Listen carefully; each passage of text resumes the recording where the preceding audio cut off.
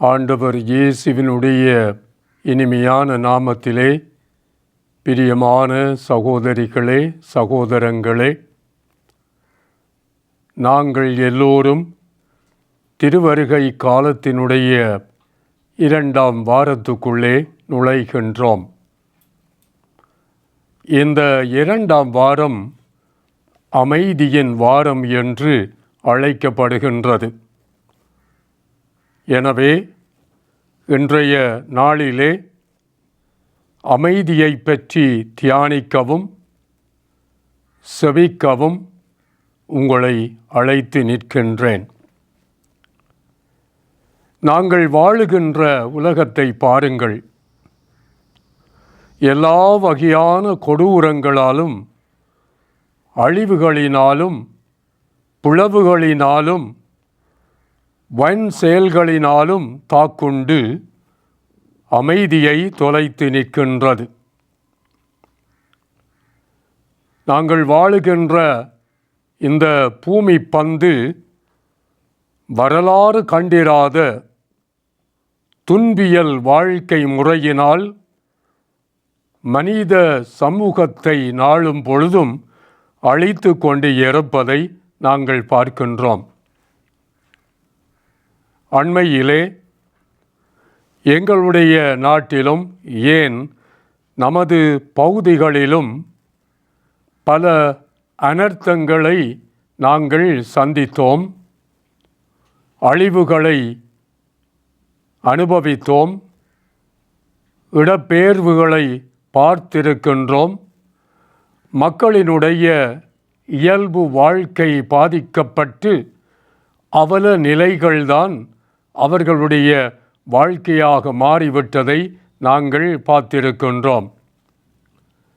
இந்த இயற்கையின் சீற்றத்தினால் ஏற்பட்ட இந்த வெள்ள அனர்த்தத்தினால் பாதிக்கப்பட்ட மக்கள் தங்களுடைய இயல்பு நிலைகளிலே இருந்து படிப்படியாக திரும்புவதற்கு முயற்சித்து கொண்டு இருக்கின்ற இந்த வேளையிலே அவர்களோடு பேசுகின்ற பொழுது தங்களுடைய அமைதி இழந்துவிட்டதாக சொல்லுகின்றார்கள். அமைதியுடன் வாழ முடியாமல் இருக்கின்றது என்று அவர்கள் ஆதங்கப்படுகின்றார்கள். இந்த நிகழ்வுகளெல்லாம் எங்களுக்கு எதை படிப்பிக்கின்றன பிரியமானவர்களே? இந்த அமைதியினுடைய அந்த முக்கியத்துவத்தை நாங்கள் எல்லோரும் நம்பிக்கையோடும் ஆன்மீக தாகத்தோடும் தேட வேண்டும் என்பதைத்தான் சுட்டி காட்டுகின்றன. சிறப்பாக ஆண்டவர் இயேசு அமைதியின் அண்ணலாக, இறைவனுடைய அமைதியின் தூதுவராக, மக்களுக்கு அமைதியை கொண்டு வரும் ஒப்பற்ற வீரராக பிறக்க இருக்கின்ற இந்த காலங்களிலே நாங்கள் அமைதியை தொலைத்து வாழுவது ஒரு கசப்பான அனுபவமாகும். ஆனால் இந்த அமைதியை நாங்கள் ஏன் பெற்று அனுபவிக்க முடியாத சூழ்நிலையில் இருக்கின்றோம் பிரியமானவர்களே? காரணம் என்ன? நாங்கள் இந்த தெய்வீக தன்மை பொருந்திய அமைதியை எங்கு தேடுகின்றோம்? இந்த மேலான புண்ணியமாகிய அமைதியை அல்லது சமாதானத்தை நாங்கள் தவறான இடங்களிலும் தவறான பொருட்களிலும் தவறான நபர்களிலும் நாங்கள் தேடுகின்றபடியினாலே தான் அது எங்களுக்கு அந்நியமாக மாறிக்கொண்டு இருக்கின்றது. ஆனால் பிரியமானவர்களே, நாங்கள் விரும்புகின்ற அமைதி அல்லது ஆண்டவர் இயேசு நமக்கு தருகின்ற அமைதியை நாங்கள் உண்மையாகவே பெற்று அனுபவிக்க வேண்டும் என்றால் எங்களுடைய ஆன்மாவின் வெளிப்பாடுகளாகத்தான் இந்த அமைதி ஊற்றெடுத்து பாய வேண்டும். பிரியமானவர்களே, எங்களுடைய ஆன்மாக்களின் வெளிப்பாடுகளாகத்தான் அமைதி கட்டியெழுப்பப்பட வேண்டும். ஆன்மீக உளவியலாளர்களின் நோக்கின்படி மனிதன் அமைதியை தன்னுடைய உள்ளத்துக்குள்ளே கற்றுக்கொள்ள கண்டறிய கடமைப்பட்டு இருக்கின்றான் என்று சொல்லப்படுகின்றது. ஏனென்றால் ஆன்மாவின் அமைதி தெய்வீக அமைதியாகும்.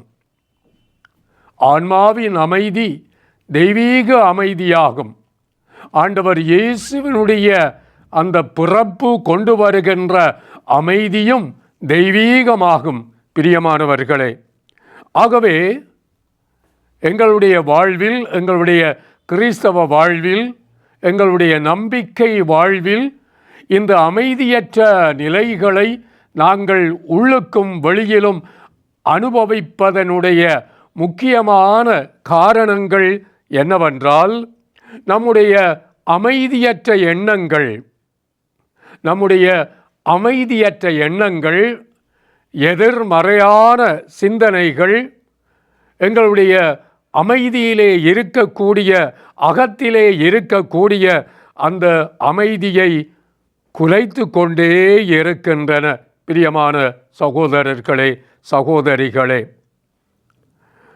எங்களுடைய அமைதியை நாங்கள் வெளியுலகத்திலே தேடுவதை விட எங்களுடைய ஆன்மாக்களின் மீளெழுச்சியாக நாம் அதை கட்டியெழுப்ப வேண்டும். பிரியமானவர்களே, எனவேதான் நாங்கள் படிக்கின்றோம். பாருங்கள், லூக்கா நற்செய்தி 2ஆம் அதிகாரம் 13-14 இந்த ஆண்டவர் இயேசுவினுடைய பிறப்பு விழா இந்த உலகத்திற்கும் மனித உள்ளங்களுக்கும் மாட்சியையும் அமைதியையும் தருவதாக உறுதிப்படுத்தி நிற்பதை அவர் சொல்லுகின்றார். உலகிலே மாட்சி உண்டாகுக, அவர் தயவு பெற்ற மக்களுக்கு அமைதி உண்டாகுக என்று சொல்லுகின்ற பொழுது, மனிதர்களாகிய நாங்கள் எங்களுடைய மனங்களை, எங்களுடைய ஆன்மாக்களை, எங்களுடைய உள்ளங்களை சீர்மயம் செய்து தூய்மைப்படுத்தி எங்களுடைய மனித வாழ்க்கையை நல்ல சிந்தனைகளினாலும் எண்ணங்களினாலும் மேல்நோக்கிய வாழ்க்கை முறையினாலும் ஆன்மீக ரீதியாக தயாரிக்கின்ற பொழுது இந்த அமைதியின் தேடல் எங்களுக்கு சாத்தியமாகின்றது. மீண்டுமாக மத்தேயு நற்செய்தியிலே ஆண்டவர் இயேசு 5ஆம் அதிகாரம் 9வது வசனத்திலே சொல்லுகின்றார், இந்த அமைதியை தேடுவோராக மட்டுமல்ல, இந்த அமைதியை நாங்கள் மற்றவர்களோடு ஏற்படுத்த வேண்டும் என்ற கடைப்பாட்டையும் அந்த மலைப்பொழிவிலே சொல்லுகின்றார். அமைதி ஏற்படுத்துவோர் பேறு பெற்றோர், ஏனெனில் அவர்கள் கடவுளின் மக்கள் எனப்படுவார்கள். ஆக இந்த அமைதி என்பது தெய்வீகத்தன்மை உள்ளது, இறைவனுக்கு சொந்தமானது. அந்த இறைவன் எங்களுடைய ஆன்மாவிலே இணைத்து பொதித்து அதை வைத்திருக்கின்றார். அதை நாங்கள் எங்களுடைய நம்பிக்கையினாலும் எங்களுடைய அருள் வாழ்வினாலும் வெளியிலே கொண்டு வருவதற்கு நாங்கள் கடமைப்பட்டு உள்ளவர்களாக இருக்கின்றோம். பிரியமானவர்களே, ஆகவே மீண்டுமாக எசையா இறைவாக்கினர் தம்முடைய புத்தகத்திலே 11ஆம் அதிகாரம் 6-9 இந்த முன்மொழியப்பட்ட எதிர்பார்த்த மெசியாவினுடைய வருகையின் விளைவினால் இந்த உலகத்திலே ஏற்படக்கூடிய ஒருமைப்பாட்டை பற்றி, இயற்கையிலும் மனித சமூகத்திலும் ஏற்படுத்தக்கூடிய ஒருமைப்பாட்டை பற்றி அவர் பேசுகின்ற பொழுது என்ன சொல்லுகின்றார்? பிரியமானவர்களே, அந்நாளில் ஓய்நாய் செம்மறி ஆட்டுக்குட்டியோடு தங்கியிருக்கும். பசுவும் கரடியும் ஒன்றாக மேயும். பால் குடிக்கும் குழந்தை விரியப்பான்பின் வளையில் விளையாடுவான். என் திருமலை முழுவதிலும் தீவை செய்வார் எவரும் இல்லை. எல்லோரும் ஒன்றாக ஒப்புரவாக அமைதியாக ஒருங்கி சைந்த வாழ்வில் இணைக்கப்படுவார்கள் என்று இந்த அமைதியினுடைய முக்கியத்துவத்தை எங்களுக்கு இந்த காலம் அறிவித்து நிற்கின்றது.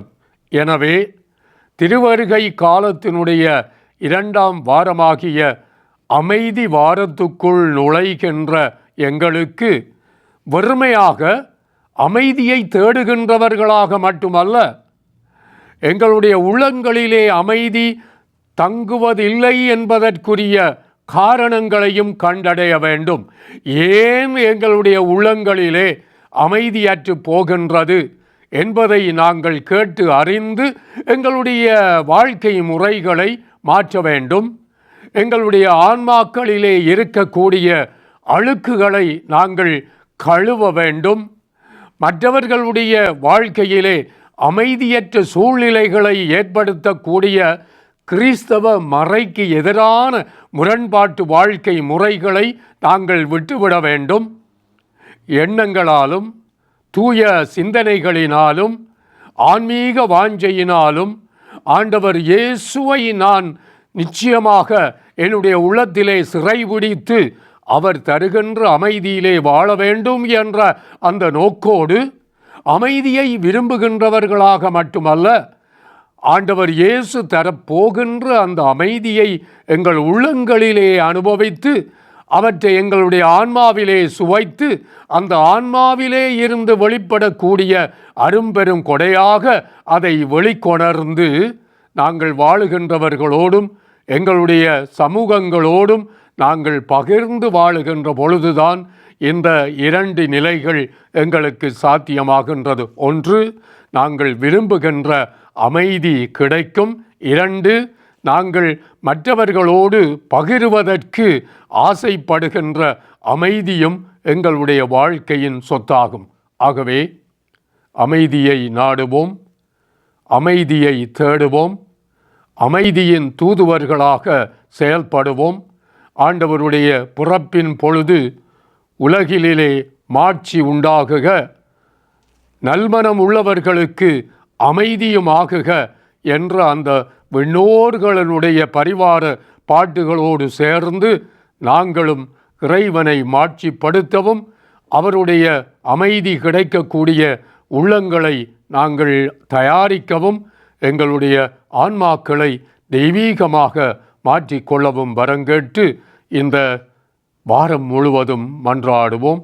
ஆண்டவர் இயேசு உங்களுக்கு தம்முடைய அமைதியை தந்து ஆசீர்வதிப்பாராக.